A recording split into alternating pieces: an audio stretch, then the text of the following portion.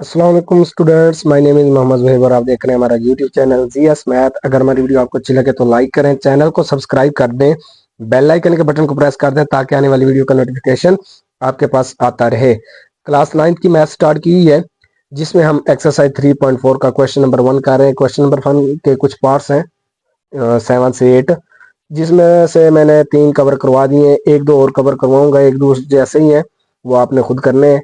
और इसके question number जो 2 है वो इम्पोर्टेंट नहीं है, वहां से कोई भी क्वेश्चन नहीं आएगा। तो फिर हम इंशाल्लाह अगली वीडियो में इसकी रिव्यू एक्सरसाइज करेंगे नेक्स्ट 1-2 वीडियो में, ठीक है।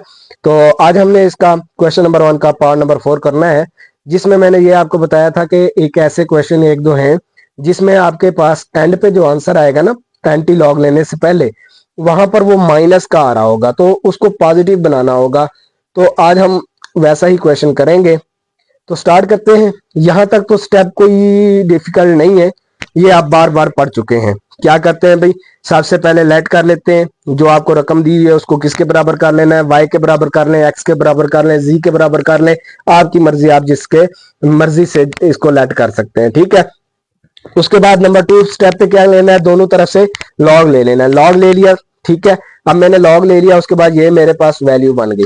अच्छा, नंबर 3 जो स्टेप नंबर 3 है उसमें आपने क्या करना है भाई, हाँ जी, क्या किया कि लॉग की प्रॉपर्टीज लगानी है।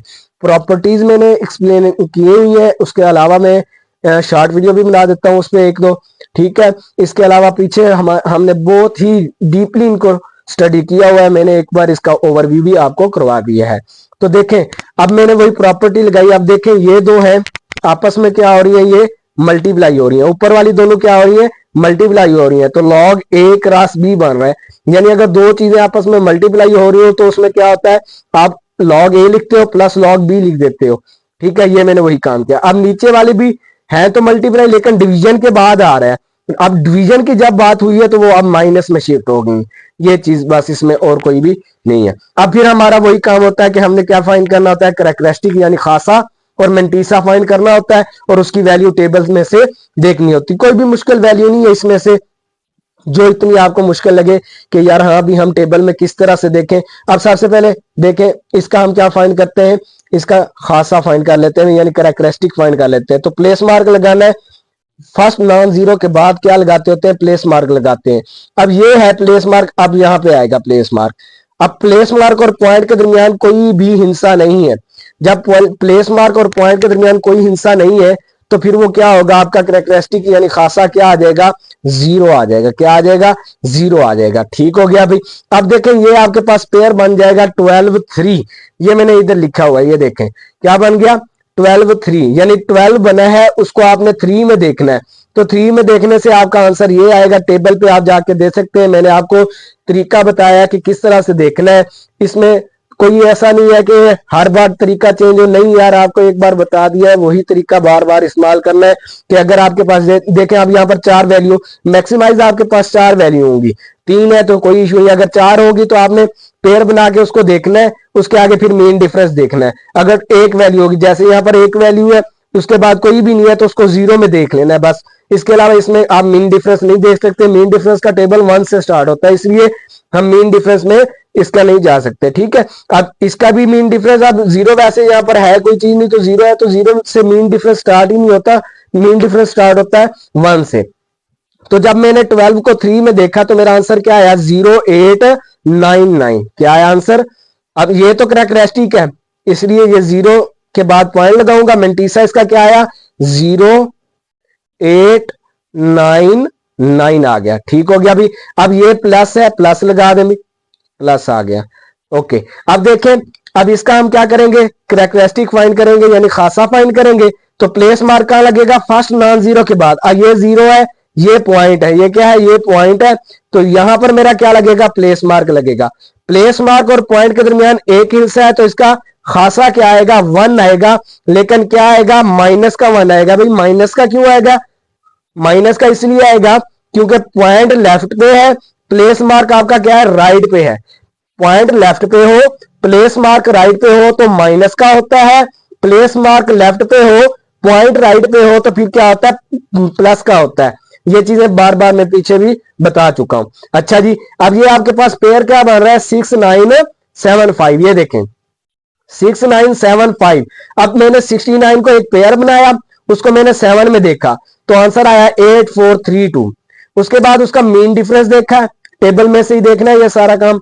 वो क्या आता है, 3 आता है, उसको ऐड किया तो ये आ गया 8435। क्या आया, पॉइंट लगा के मंटीसा क्या आया, 8435 आ गया।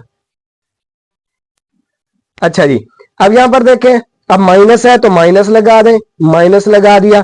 अब देखें यहां से अब इसका क्या निकालेंगे, कैरेक्टरिस्टिक यानी खासा निकालेंगे। तो फर्स्ट नॉन जीरो के बाद आपने क्या लगाना होता है, प्लेस मार्क। तो ये देखें, ये भी 0 0 0। अब ये 7 के बाद क्या आएगा आपका, प्लेस मार्क आ गया 7 के बाद। और पॉइंट और प्लेस मार्क के दरमियान डिजिट काउंट करें तो वो कितने हैं, 3 डिजिट है। 3 डिजिट है, लेकिन क्या है, पॉइंट आपका किस तरफ है, लेफ्ट साइड पे है, और आपका जो प्लेस मार्क है वो राइट साइड पे है। तो फिर क्या होगा, वो -3 होगा। अब देखें, ये -3 ऊपर मैंने लिखा है, क्यों, वैसे भी आप जब भी माइनस का होता है कैरेक्टरिस्टिक उसको ऊपर लिखते होते हैं। ये बाद में हम आगे देखेंगे किस तरह ये प्लस होगा या माइनस होगा, वो फिर आगे डिस्कस होगा, इसी वीडियो में आगे है। ठीक है, आगे चलते हैं भाई। अब देखें ये 75 है। अब आपने वही मैं आपको बताया था, मैंने पीछे भी, आपने वो पेयर ले लेना होता है, वो हिंसे ले लेना होता है जो जीरो के बगैर हो। अच्छा, यहाँ पर एक और चीज देख लें कि बाजू का जीरो क्या होता है, कुछ यूं भी जीरो दिया होता है। जैसे यहाँ पर फॉर एग्जांपल आपको जीरो दे देता है, ये 705 दे दे, तो फिर आपने ये जीरो कैंसिल नहीं करनी, ये इसके मिडल में आ रही है, इस तरह से कैंसिल नहीं करनी। अगर जीरो इधर हो तो फिर कोई इशू नहीं है, अगर बाद में भी आ रही हो तो उसको अभी आप स्किप कर सकते हैं, कोई इशू नहीं है उसमें। ठीक है, लेकिन अगर दो हिस्सों के दरमियान अगर जीरो लाई कर रही हो तो उसको आपने नहीं कैंसिल करना, जहन में रखना है।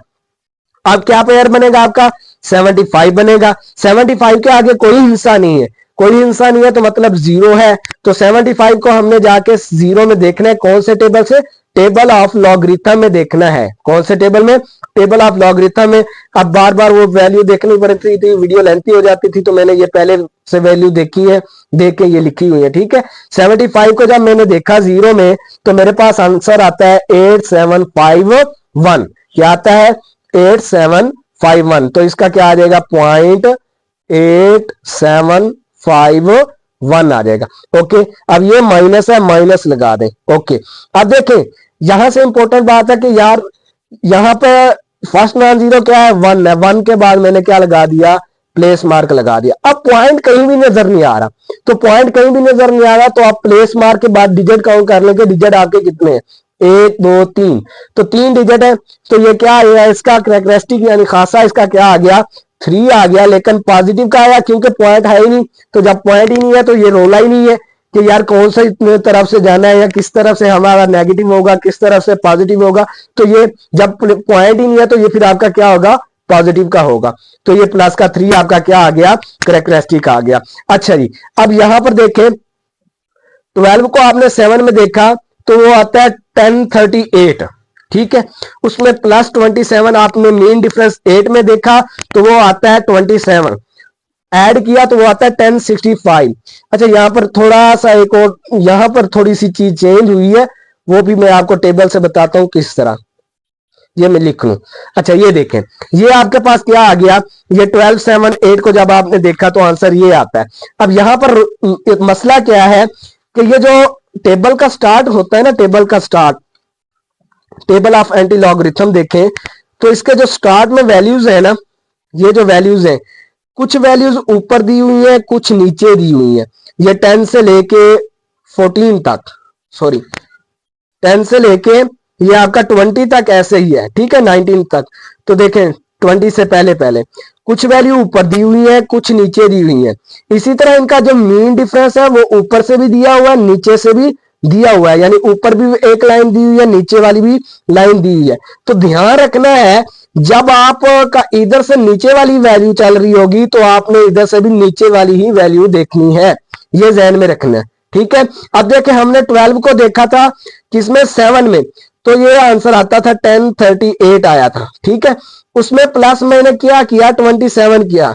क्यों 27 किया, मैं 28 क्यों नहीं ऐड किया मैंने, क्योंकि यार ये नीचे वाली वैल्यू है तो इधर से भी मैंने नीचे वाली वैल्यू का मीन डिफरेंस ऐड करना है, बस इसमें यही चेंजिंग है। इसके अलावा इसमें कोई भी नहीं है कि क्या किया है या नहीं किया। तो बाकी इसी तरह ही सेम वैल्यू है। तो ये आपका अहम जो पार्ट होता है जिसकी समझ में नहीं आती बच्चों को, यही लाइन है। इसके अलावा आपकी कैलकुलेशन है, वो कैलकुलेशन करते हैं आप।